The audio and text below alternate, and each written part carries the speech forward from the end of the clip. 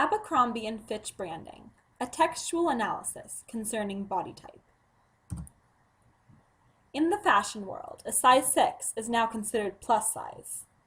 This thin as in mentality is everywhere, on billboards, online, on TV, in movies, and even in stores. Take, for example, Abercrombie and Fitch. Although the average American woman is a size 14, Abercrombie and Fitch only carries up to a size 10. After A&F lost the 2004 court case, Gonzalez versus Abercrombie and Fitch stores, for their discriminatory hiring practices, it vowed to incorporate diversity into the company.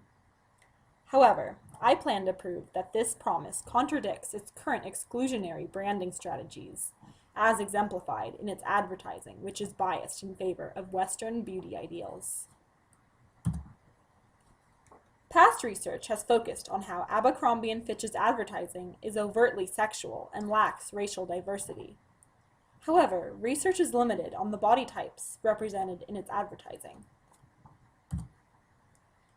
Utilizing a critical lens via Bell Hook's critique of media, we note that all communication produces systems of power that privilege some while hindering others.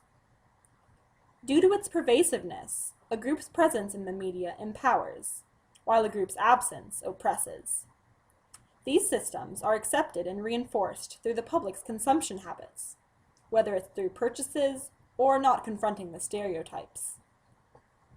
However, marginalized individuals with a vantage point of both the top and bottom of the power structure have the ability to create an alternate reality by critiquing the media and enacting all-inclusive norms. This study will reveal how any man who is not muscular and any woman who is not thin is absent from A&F's advertising and thus oppressed, which counters A&F's pledge of diversity. To showcase this contradiction, I will be conducting a textual analysis of the 2010 back-to-school issue of A&F Quarterly. The theme of this issue is the A&F screen test, where each page contains hopeful models attempting to fit the criteria to be hired to represent the A&F brand. 2010 marks the 6th year after Abercrombie & Fitch promised to be more inclusive, which would have given them ample time to implement new marketing tactics. This is also the first A&F Quarterly issue that was sold worldwide, which would have given the perfect opportunity to prove they respect other cultures' values, including alternate forms of beauty. In particular, I will be engaging in an ideological analysis of 2 images and 2 passages of text from the issue. This means I will be doing a close reading of the advertising within the catalog to go beyond the literal meaning of the words, to understand the brand's implicit values that are embedded beneath the surface. What does Abercrombie & Fitch's advertising say about the body types it values? And to what extent does this differ from its goal of inclusivity? This first image portrays a man with rippling arm muscles and well-defined, even concave abdominals. His chest dimensions are being taken by someone off-screen, and the measurement appears to be of great importance judging by the hesitant, slightly concerned look on his face. Only a few inches of jeans are visible at the bottom of the screen. The second image depicts a slender woman with a protruding ribcage and an obscured face, who is lying on top of an athletic male with sculpted abdominals. Once again, only a few inches of jeans are visible, while the focus is on the topless figures. The first passage of text, which is from the inside cover, reads, featuring all of the things A&F does best: abs, hot bodies, and a whole lot more.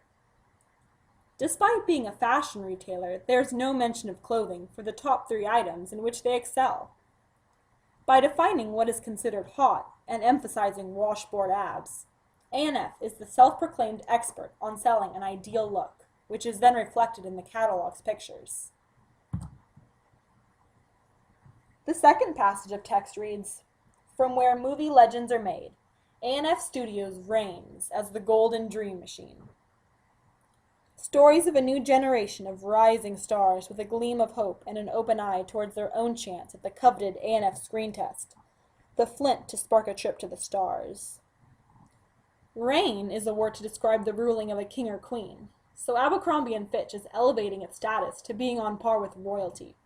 It considers itself the ultimate authority in determining who will be successful. The people it deems worthy to put on its advertisements are metaphorically equated to movie stars, who are consistently revered for their striking physiques. It is implied that through A&F's Hollywood-like scrutiny during a screen test that the chosen models' appearances are of the highest standards and ought to be idolized by the public. A critical lens via Bell Hook's critique of media tells us that this lack of body type diversity is below conscious awareness for the average consumer. The body type hierarchy, where thin is in and fat is bad, appears objective and fixed through the media's social construction, and then consumers' behavior replicating this dominant ideology. Those that fit the A&F look would view the catalog as unobjectionable and would readily buy the clothing because it is difficult to recognize one's own privilege. Those that do not fit the A&F look would not recognize their own oppression, but instead view the models as the ideal for which they strive to emulate. These samples are representative of the entire catalog, which only contains models who are all far below the average American size. According to Bell Hook's critique of media, this gives power to the ultra-fit and ultra-thin people because they are present in the advertisements, while oppressing those who are not thin or muscular because they are absent from the advertisements. Brands communicate their values to consumers partially through their advertising, and in A&F's case, that is a bias toward muscular men and thin women. Since A&F caters to only a small segment of the market, this reveals the company's branding strategies are exclusionary as opposed to inclusionary. From this analysis, it is evident that both individuals and society are stuck in a cycle where each one's communication creates and reinforces power structures that oppress certain groups, and this cycle will not change without the cooperation of both. Individuals should learn to stop being complacent and start being proactive when it comes to expressing their dissatisfaction with advertising. Considering the social construction of society is perpetuated at the individual level, people, especially those who are disenfranchised, have the ability to overturn the dominant ideologies themselves. According to Bell Hook's critique of media, two methods of decolonization, or gaining independence from the body type hierarchy, are critiquing the media and enacting all-inclusive norms. Instead of passively turning the pages of catalogs biased against them, people need to confront the prejudices head-on, through protests, boycotts, etc. Moreover, individuals should vow to put an end to fat-shaming, because their reoccurring, disrespectful comments are only making it appropriate for society, as reflected by the media, to do the same. The Attractive and Fat campaign created by opponents of A&F perpetuates that, contrary to popular belief, attractive and fat can be synonymous. From this analysis, organizations should learn that a company's success is primarily determined by its communication skills. No matter how good a product is, if the company cannot communicate about it to the public effectively, it will not sell well. Actions speak louder than words. A company can lose favor with its audience due to unfulfilled promises.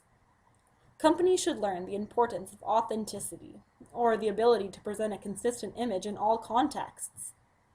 No matter what values a company claims to endorse, its reputation with the public can be tarnished unless the same sentiments are echoed in the promotion of its products.